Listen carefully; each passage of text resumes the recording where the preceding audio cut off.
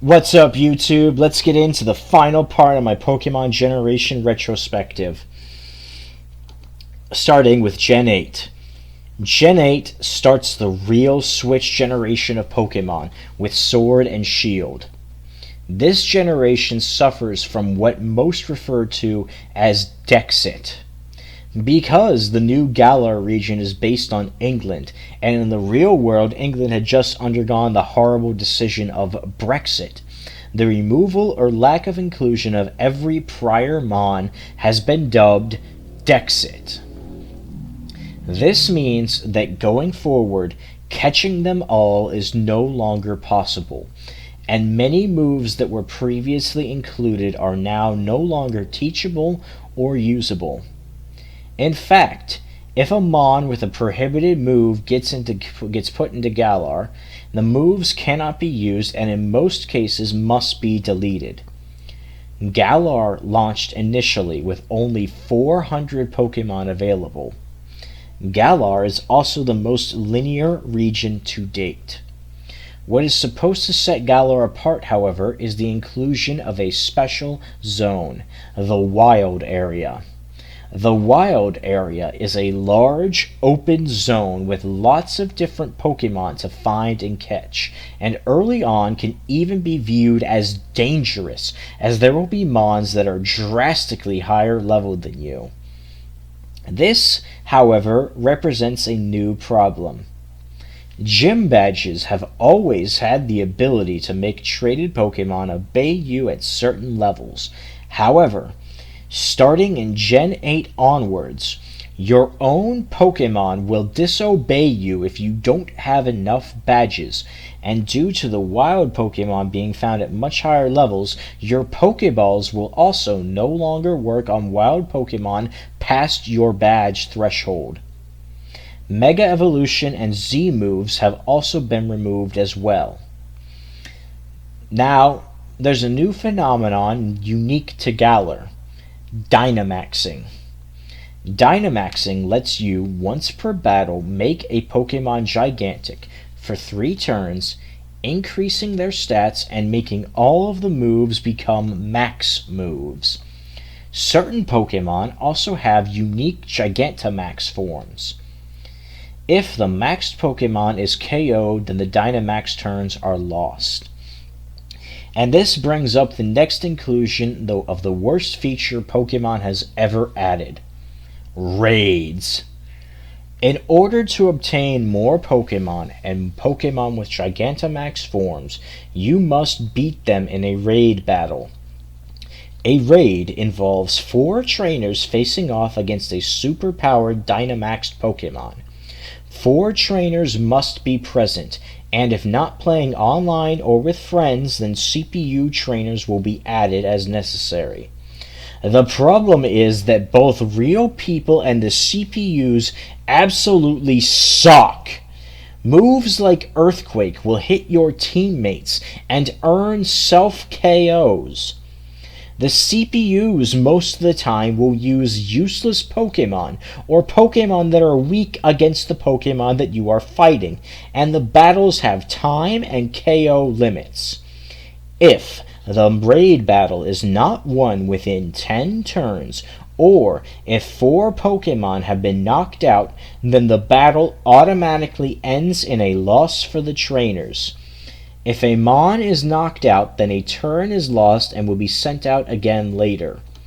This usually means that the weakest Mon will get KO'd multiple times, meaning that CPUs and bad players will consistently be the weakest links. Also, if joining a raid with others, if you are not the host, then capturing a Mon is like attempting to catch a legendary Pokemon with only a single ball. This is absolutely infuriating, as skill gets thrown out the window for sheer numbers, making these battles tedious, frustrating, and just all around bad. Raids suck and truly have no place in Pokemon.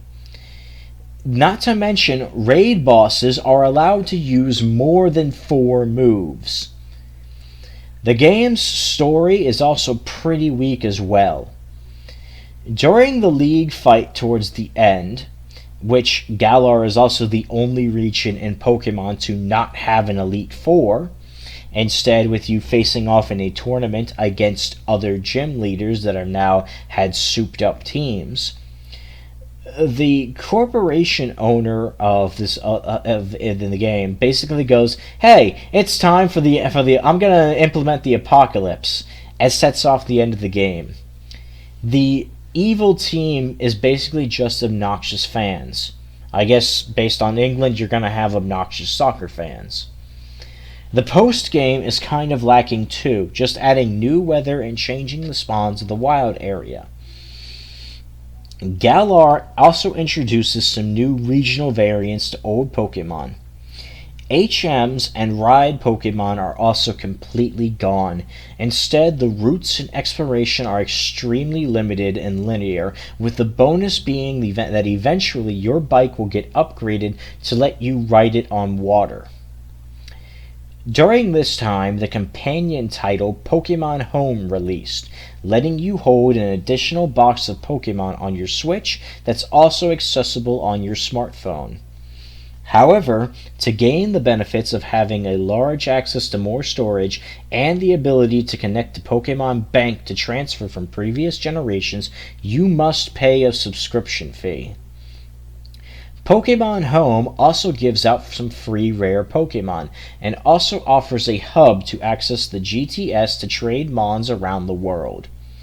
I do wish everything it offered was free, however, and it kinda sucks as if the Mon isn't available or usable in the new games, it's basically stuck in Home.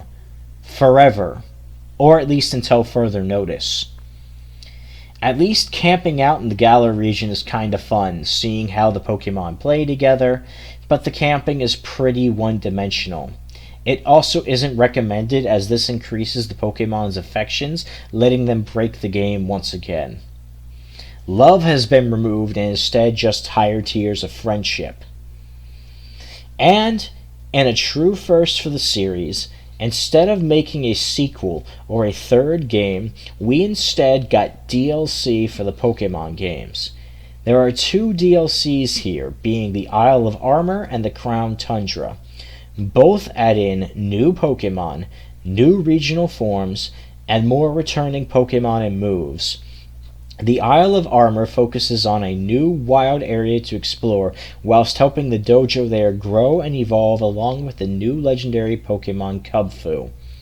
There's also an option that allows us to give extra levels of Dynamax power and Gigantamax forms to non-Gigantamax Pokemon that we caught that have the potential.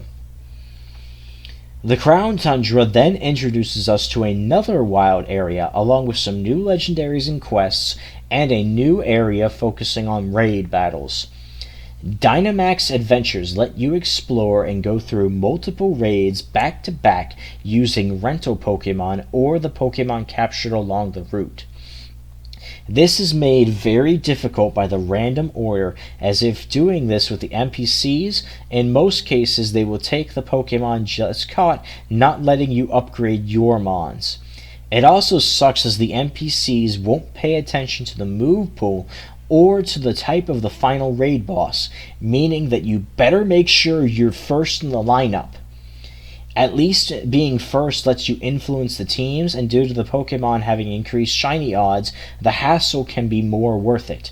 But the brain-dead CPUs seem to be implemented in a way to force you to play and coordinate with other players, which can be just as annoying or worse. This gen also introduces EXP candies that, like rare candies, help to level up Pokemon by giving them chunks of EXP.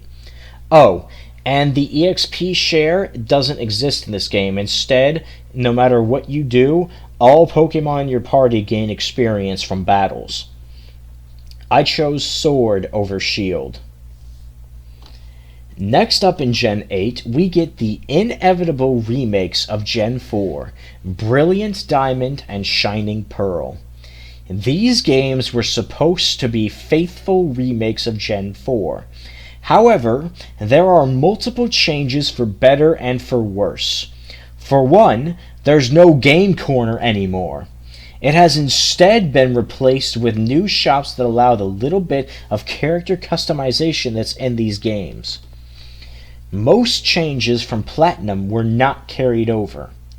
The underground has been drastically changed to allow for wild Pokemon to be seen in certain areas and provide access to Pokemon originally locked behind the national decks. Although the secret base building has been drastically simplified and there is no longer a game of capture the flag. There is no distortion world here, nor is there the battle frontier. Mindy is still a bitch.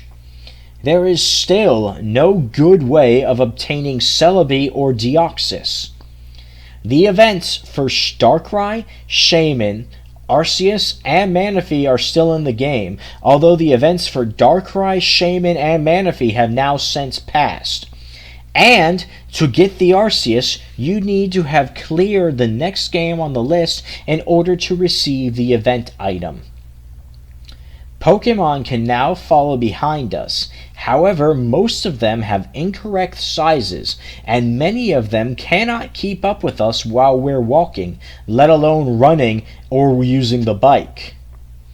The Pokétch has been downgraded to an extent, and is now used to activate HMs, summoning wild Pokemon to use them for us. Gym Leader rematches have been added, which is a nice change. PAL Park has been changed to Romanus Park, letting us catch several groups of legendaries, with some of them being version specific, which is great for shiny hunting, and finally has a natural way of letting us get Regigigas. Having a save file from Sword or Shield will let you receive a gift Jirachi, and a save from a Let's Go title nets you a gift Mew. These games feel very weird with the inclusion of the fairy type and the removal of several staple moves from this gen as a result of Dexit. The fact that movement is no longer locked to a grid breaks the game in many capacities. I do appreciate the art style, the chibi look is cute, and I like the look of the battles, but I don't appreciate the inclusion of the love mechanics. The GTS is also no longer a thing. Instead, we just get the GWS for Wonder Trades. Ball capsules make a welcome return, but are scaled down in what we can add, and I do wish they would be added to future games. The missing game corner just pisses me off though, and it would have been nice if the post-game followed Platinum more, and the dex was fixed more elegantly. Once again, the omission of the battle frontier is criminal. The games are fun for the new rush of nostalgia from my first ever Pokemon gen, but these games are broken, slow, clunky, and missing in content. Would it have killed them to make the Shaman, Darkrai, and Manaphy events permanent? Obviously, my pick is Brilliant Diamond. And I really hoped that when these games came out, much like how the Pokewalker was added to the Johto remakes, I thought that the company would make a real-life Pokétch. You would get different ones based on your version, and it would be sort of like a real-life like a real smartwatch, with all of the apps you can normally get in BDSP, along with Pokewalker-like features like a pedometer and catching Mons. Like, how cool would that be to check on Mons, or hatch eggs while not playing and going about your day, having easy access to notes, the coin tosser, etc.? Or they could have at least made a Pokétch app for phones. Either way, it's a huge missed opportunity here. The final game of Gen 8 is Pokemon Legends Arceus. This game is crazy in great ways. The gameplay has been significantly overhauled. New Hisuian forms have been added, and there are even some new Pokemon too. The game focuses more on stealth, letting you catch Pokemon without battling them or choosing to battle them. The games are a more complete single-player experience, with no need to connect to other games to get everything. This even includes an item to make trade Pokemon evolve, something that is desperately needed in mainline games. Battles have been changed, and there are new modes to make moves even more powerful or make mons attack more often, making wild and trainer battles crazy. Positioning is also new, as depending on the positions, wild encounters can be up to a 4-on-1 situation. Pokemon will actively attack you as well, making certain encounters or exploration feel way more dangerous. Certain Pokemon will let you ride them to explore more areas and move faster. The story is definitely compelling, and the gameplay complements this nicely.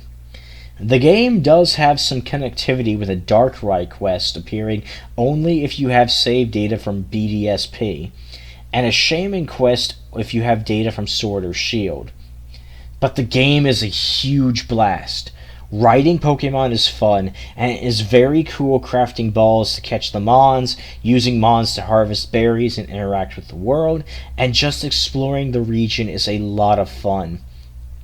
Arguably, this is the best game of the generation. I do have to say that it seems like the developers wanted the Diamond Clan to be better than the Pearl Clan, as most of the Pearl members are annoying, inept, or otherwise incompetent, whilst all except one Diamond Clan member is really cool.